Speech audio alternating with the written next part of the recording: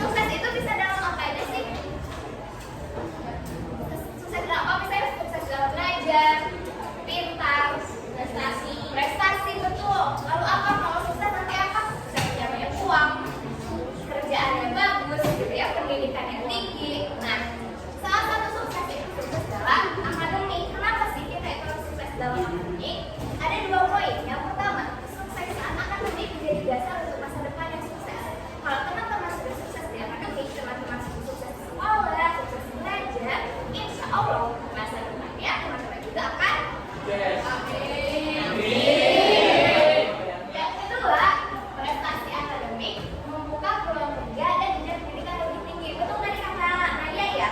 Prestasi di sini itu bisa membuka peluang kerja dan jenjang pendidikan yang lebih tinggi nantinya untuk teman-teman melanjutkan pendidikan ke SMP, ke kuliah, lalu nanti bekerja. Nah, oke, sebelum ini Papa mau ngajak teman-teman untuk nonton video dulu. Nah, tolong disimak baik-baik ya videonya.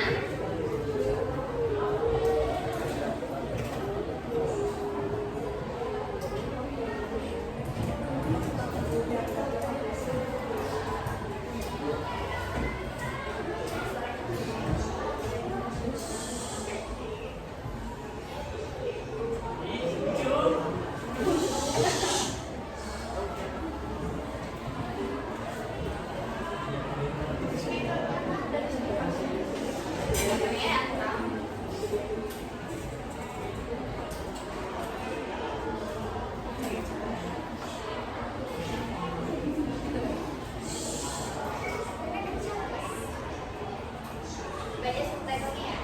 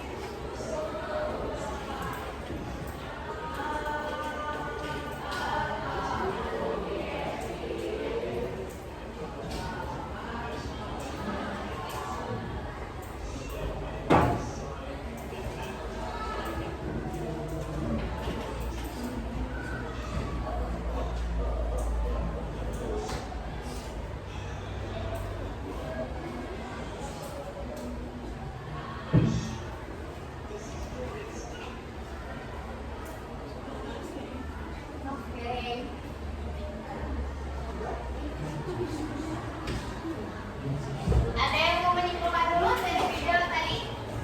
Tentang apa? Coba visual. Apa coba? Visualnya apa? Ngomongin apa? Tadi sebenarnya baca gak?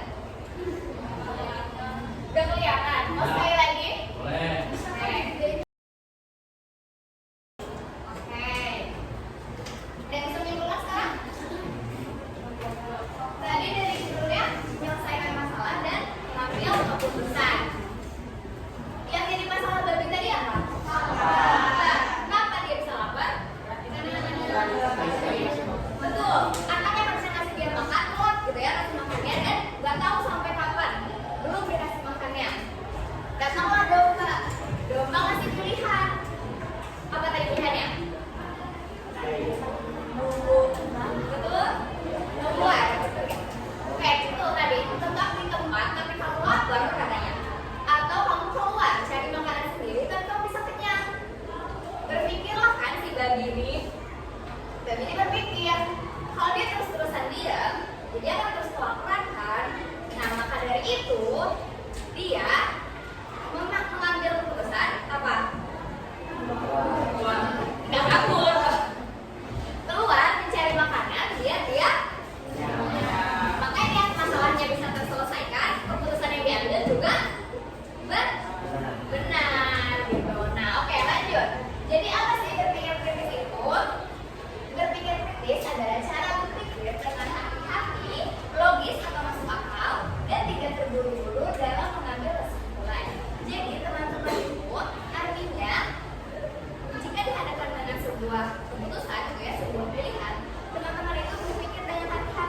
aja asal setuju. Apalagi kalau ngikutin apa kata teman gitu. Siapa di sini yang masih ngikutin kata teman? Kan ada. Nah, coba sekarang teman-teman itu kalau dihadapi sama sebuah pilihan, coba dipikirkan dulu manfaatnya apa, resikonya apa. Dengan seperti itu, pilihan yang teman-teman ambil itu bisa benar. Nah, kenapa sih berpikir kritis itu penting? Yang pertama, membantu kita membuat keputusan yang lebih baik. Yang kedua, membuat kita jadi lebih bijak dalam menghadapi masalah. Karena sebelumnya teman-teman dipikirkan dulu apa yang harus diambil. Nah, ciri-ciri orang yang berpikir kritis, tidak cepat percaya atau setuju begitu saja. Di sini teman-teman suka setuju kan sama orang lain? Enggak, bagus. Berarti udah masuk ke ciri-ciri orang yang berpikir kritis. Lalu bertanya jika belum paham. Siapa yang tidak suka malu kalau bertanya? Enggak. Berarti berani ya untuk bertanya. Selanjutnya mau mendengarkan pendapat orang lain dan berani mengakui jika salah. Walaupun ada keputusan yang teman-teman sudah dipikirkan dengan matang gitu ya. Jikalau keputusannya memang salah, teman-teman jangan takut untuk minta maaf. Nah, di sini ada 5 langkah pengambilan keputusan. Yang pertama, identifikasi masalah. Kayak yang tadi, dia kan mengetahui gitu masalahnya itu adalah ya apa. Nah, teman-teman juga harus mengidentifikasi dulu masalah apa sih yang dihadapi teman-teman. Lalu selanjutnya kumpulkan informasi. Maksudnya kumpulkan informasi itu seperti tadi yang pilihan yang diberikan oleh Demoga gitu ya. Dari 2 pilihan itu apa sih manfaat atau resikonya, sama seperti poin nomor 4, timbang resiko dan manfaatnya. Lalu tentukan pilihan, tentukan pilihan teman-teman mau menjadi keputusan yang mana. Dan yang kelima, ambil keputusannya. Kayak di sini ada sedikit quotes. Setiap keputusan yang diambil hari ini adalah pijakan untuk masa depan teman-teman. Maka dari itu, berpikirlah sebelum teman-teman Oke.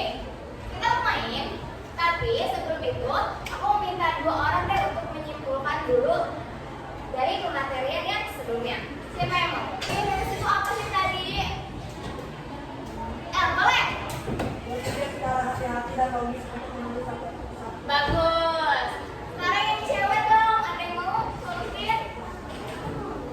Atau kamu lagi? Gede. Coba tadi ciri-ciri orang yang berpikir kritis itu ada apa aja?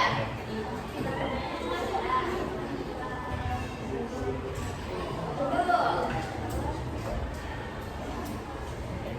Berani bertanya.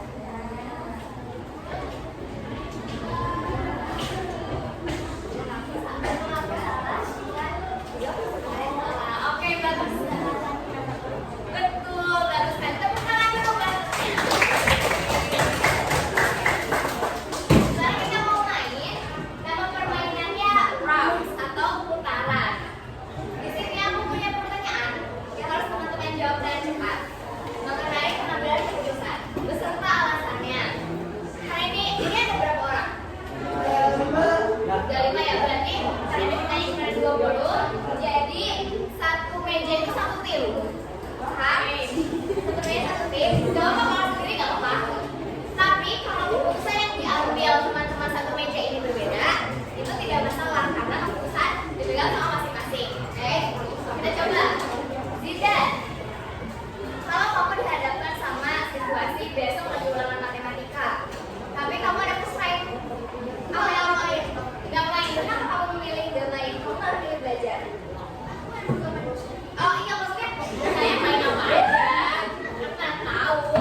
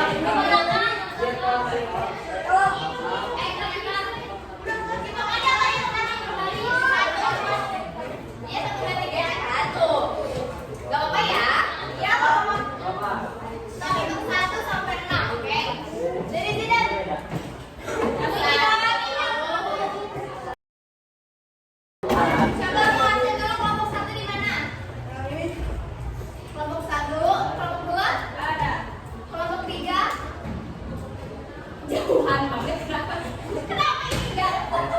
Ya udah nggak apa sih. 4. Oke, 5. 6. Oke, udah kumpul semua ya. Nanti kakak akan bagikan studi kasus setiap kelompok kasusnya berbeda. Dan nanti teman-teman harus mengisi 5 soal yang ada di lembar kerjanya. Oke, boleh di belakang, boleh di belakang aja karena di bawah.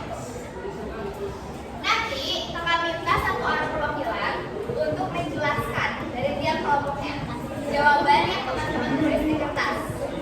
Oke? Nanti tunjuk aja dari kelompoknya. Dari dulu. Kasus nomor berapa? Oke. Dari dibuka ya. Masih 4 ya? 3.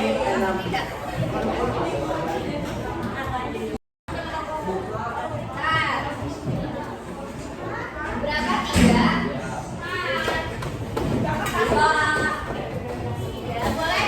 Itu ada nama kelompok, teman-teman boleh tulis nama kelompoknya sekreatif mungkin. Berapa?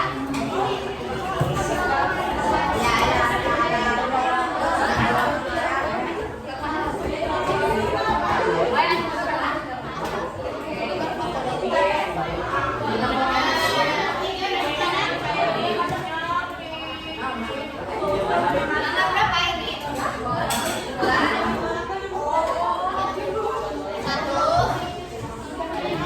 Ini 6. Halo.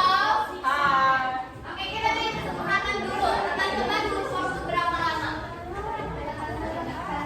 50 menit. Tidak dong. Pelajarannya 40 menit doang. 10 menit cukup? 15? Ya. 20. Aduh, kalian cukup.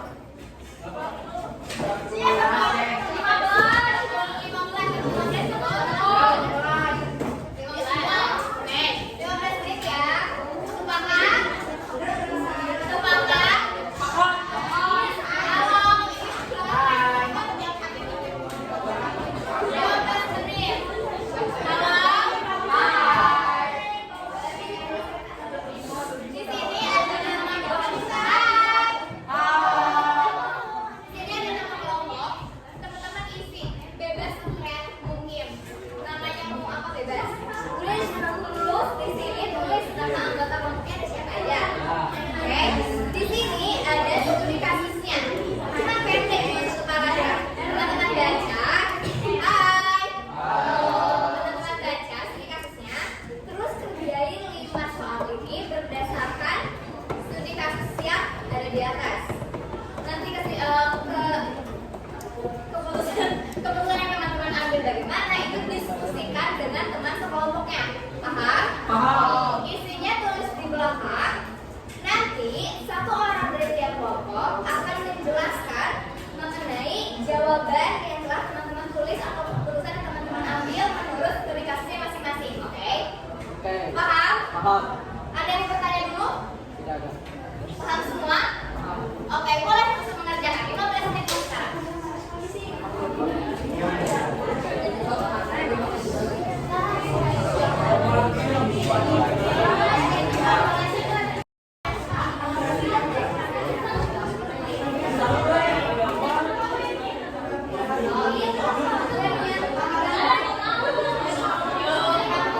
Obat komen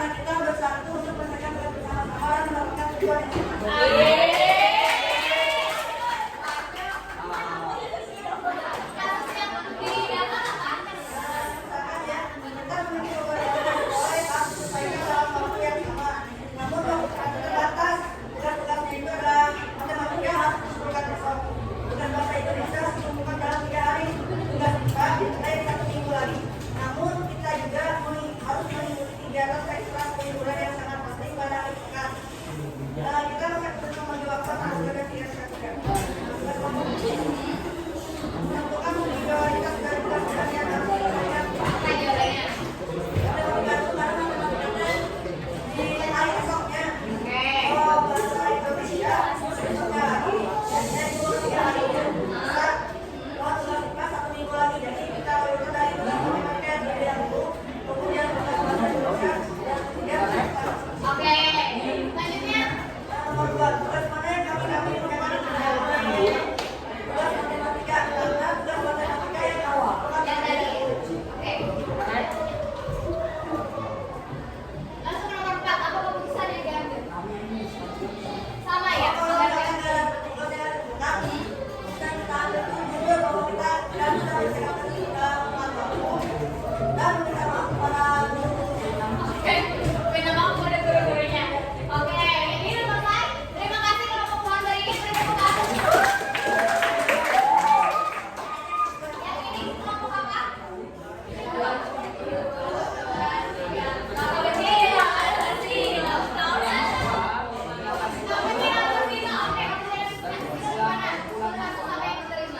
Jadi kasusnya itu menanggapi sosial kesampaian. Di sekolah ada masalah yang mulai berkembang. Beberapa siswa sering membuli dan melakukan mereka yang berbeda latar belakang atau memiliki keunikan.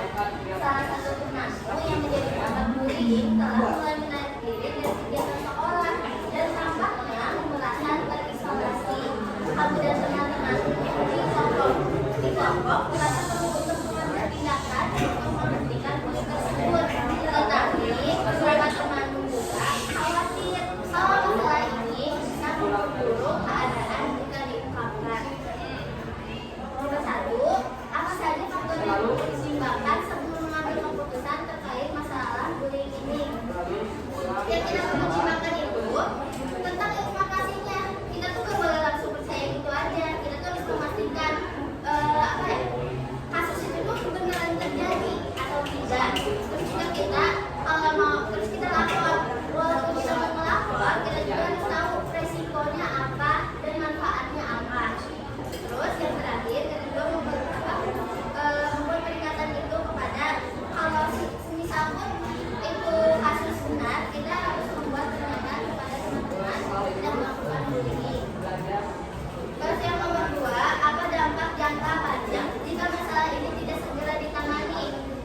Kalau kita nggak cepat-cepat ditangani itu banyak korban. Jadi korban bullying pun di mana-mana. Terus juga orang-orang karena di sini udah banyak korban bullying, orang tuh kayak oh ya udah sepelein gitu aja. Gitu. Apa solusi yang paling tepat untuk mengatasi masalah bullying ini tanpa memperburuk situasi? Kita itu menyelesaikannya secara kekeluargaan. Terus juga kalau mau menyelesaikan tanpa kekerasan. Oke, tepuk tangan buat kamu nih, teman-teman tadi sudah mengenai hari ini. Tadi nonton video, terus main game, terus memecahkan masalah, ice breaking, pengamaran materi. Aku mau minta, ada yang mau nggak ya? 2 deh, 1 cewek 1 cowok menyimpulkan kegiatan hari ini. Ya, dari sini tahu gimana